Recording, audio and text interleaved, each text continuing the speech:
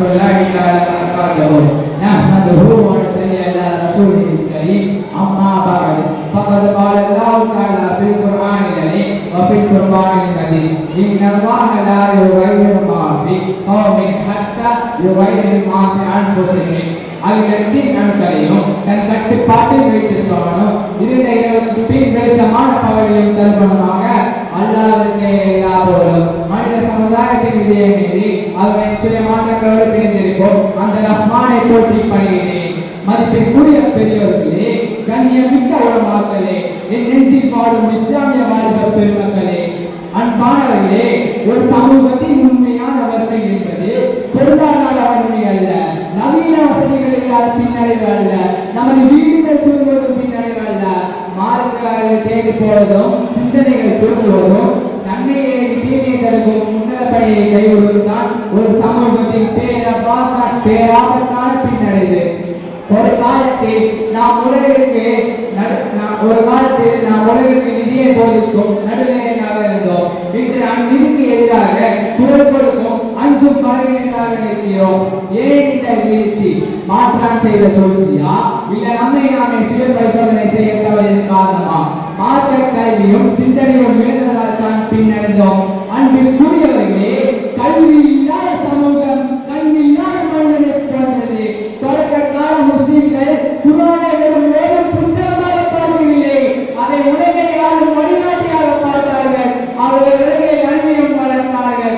ஆனால் இன்று நம்மிடம் பட்டங்கள் இருக்கிறது, ஆனால் பகுத்தறிவை கொண்டு விட்டது. நம்மிடம் நவீன படிப்புகள் இருக்கிறது. தீனடி அடிமை இல்மாறு இல்லாமல் நம் தலைமுறை வளர்கிறது. அறிவு சுடரை அணைத்துவிட்டு அறியாமையில் மூழ்கிறோம். குர்ஆன் காட்டிய மொழியை விட்டு போலி வெளிச்சத்தில் ஆடுகிறோம். குடும்ப கட்டமைப்போம் ஒழுக்கமும் சேர்ந்தால் தான் பின்னடைந்தோம்.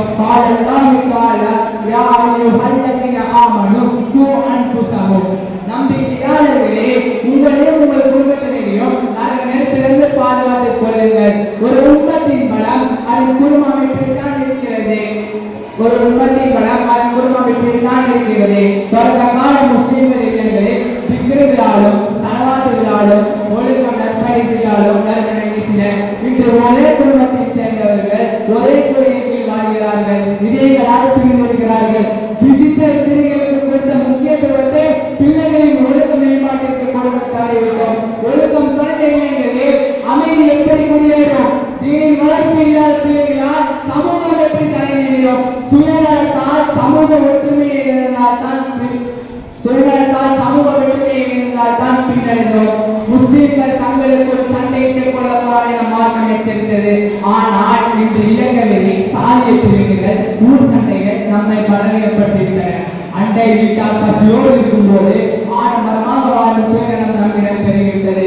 சமூக கூட்டு பொறுப்பை மறந்து நாளை குடும்பம் என்று சொல்லியதால் பொதுவெளியில் நம் உரிமைகள் நஷ்டப்படுகின்றன. பிரிவினை கோடுகளை கிழித்துக் கொண்டு பெருமை பேசுகின்றோம். ஒற்றுமை சூழலை உடைத்துவிட்டு பாதுகாப்பை தேடுகின்றோம்.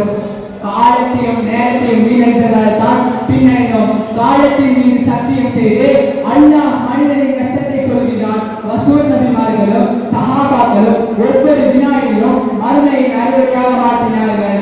ஆனால் நமது இளைஞர்களின் பொன்னான நேரங்களே, சமூக வலைதளங்களே, சோசியல் மீடியா ரீல்ஸ்களிலும் கேம்ஸ்களிலும் கலைகின்றன.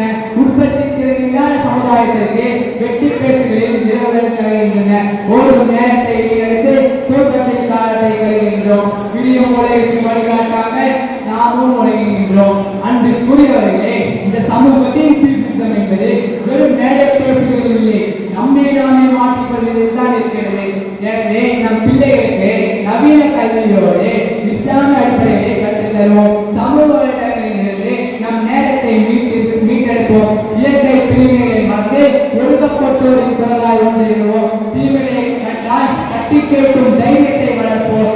நமது பொருளாதாரத்தை வட்டியற்ற ஹலாலான முறையில் அமைப்போம். இறுதி அறை கூறுவோம், முகமது நபியின் உண்மத்தை நாம் வெறும் எண்ணிக்கையை சேர்ந்த சமுதாயமாக இருந்தால் மட்டும் போதாது, தகுதியிலும் குணத்திலும் சேர்ந்த சமுதாயமாக மாற வேண்டும். நமது வரலாற்றை புதுப்பிக்க வேண்டும். அபூபக்கரின் உரிமையை நம் உள்ளத்தில் கொண்டு வருவோம். உமரின் சமூக பொறுப்பை நம் சிந்தனையில் எழுதுவோம். சல்மான் அல் பாரிஸின் அறிவியல் வளர்ப்போம்.